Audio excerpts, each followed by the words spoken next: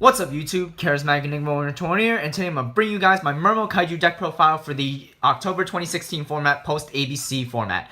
In a few weeks, everyone and their mom is going to be playing ABCs because that's going to be a hella good meta deck, just like as it did for Monarchs. So Mermails, I've actually catered to my Mermail build to play the Kaiju engine. This is actually the same Mermail build, minus a few cards. Obviously, where I took it to the Brooklyn Regionals on October 2nd. Unfortunately, I scrubbed out, but you guys probably don't want to hear that thing. So anyways, I just want to move on and profile my deck profile. So until INOV comes out, I'll most likely still be playing Water. Maybe I'll play Sub-Terrors or even Spirals. But yeah, I'm very excited to until INOV comes out, and the Tree Toad is gonna be very sexy too. Tree Toad is now renamed as the what do you call it? Totally awesome card. So whatever the fuck that name is, I don't know. That's like the stupidest name, but yeah. Anyways, let's move on to the deck profile, guys. So we play double Megalo. You play two Megalos. You don't really need to play three in all, in my opinion. You can kind of play three if you want to, but personally, I like playing two Megalos. Two is you can it's recurgible through your guns and it's searchable through your dragoons. So the double Megalo is fine. Triple Teus, obviously, the one Lind, the one Turge, and the one Gun. So that's it for the Mermails. I actually decided to cut Pike from my extra deck, from my main deck, because through testing, there weren't really any good level 3 water monsters for me to search, unlike Marksman's, Guns, and Linds, unless if I had to play the Undyne Controller variant, and I didn't really want to play that. I felt it was like really slow, so I decided to cut Pike. And overall, Turge just has better targets. I could just pitch like a Nephabis or a Marksman and get back an infantry or guns and recycle those cards again. So that's the Turge is really good. The one Deep Sea Diva, obviously, and then we got the triple Nephabis, obviously pretty standard.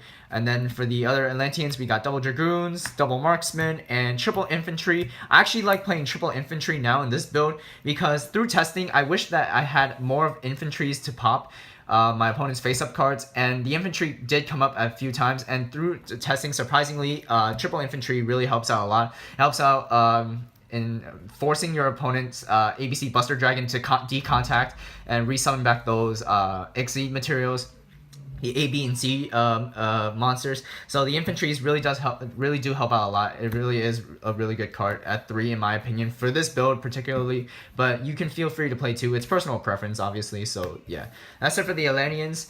For the 1-ofs, of course, we play the one Moon Glacia. The freaking card is like $20 like right now on TCG Player. What the hell are you doing, secondary market? And then for the Kaiju engine, we play the triple Gamma Seal, the one Radiant, and the one Kamungus, the sticky Kaiju. These cards are really good because they have great interactions with your level 7/rank 7 plays. And of course, the Gamma Seal is the weakest Kaiju, so you gotta play him. And plus, he's a water 2 for your Moray of Greed targets.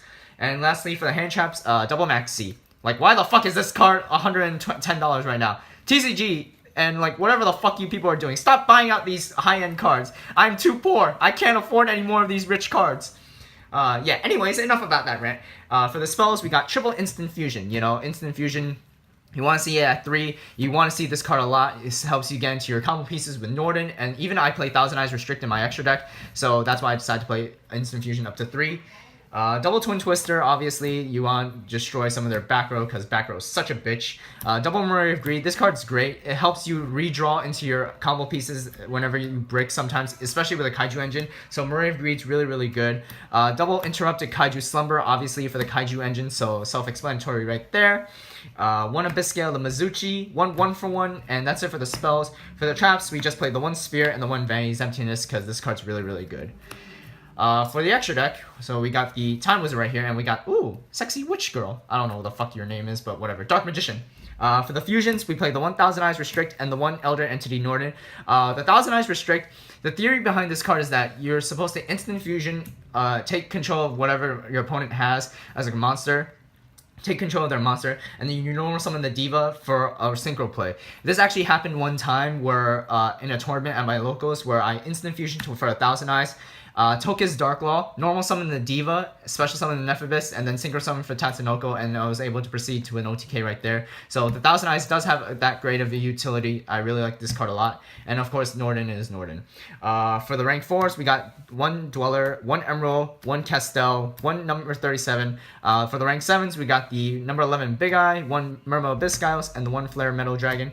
So that's it for the XZ part of the deck. And then for the synchros, we got the one Tatsunoko, one Herald, one Coral Dragon, one Odd Eyes Meteor Burst, one Trishula, and one Leo Keeper of the Sacred Trees. You can kind of cut the Odd Eyes Meteor Burst if you want to play the second Abyss Dweller, if you guys preferably want to play that card. But I like playing Odd Eyes Meteor Burst, just giving me that option at the level 7. I actually am messing around with trying to play a Psy-Frame Lord Omega in my extra deck, but I don't know. It doesn't seem that realistic at often right now. So yeah, that's it for the extra deck.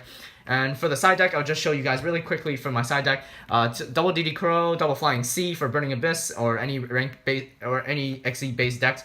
Double Ghost Ogre for the ABC deck, one Twin Twister for those counter fairy bullshits, triple system down for any machine deck, whatever the ABC's bullshit. One Book of Eclipse. I actually might try to bump this up to 2 if I can ever find a second one, but this is hella expensive. Double Light Imprisoning Mirror and two anti-spell fragrances for whatever spells and traps and whatever the fuck it's called for whatever those base decks. So anyways, YouTube, that's about it for my Mermail Kaiju deck profile for the October 2016 format post ABC. Hope that you guys like the video and subscribe. So yeah, that's it.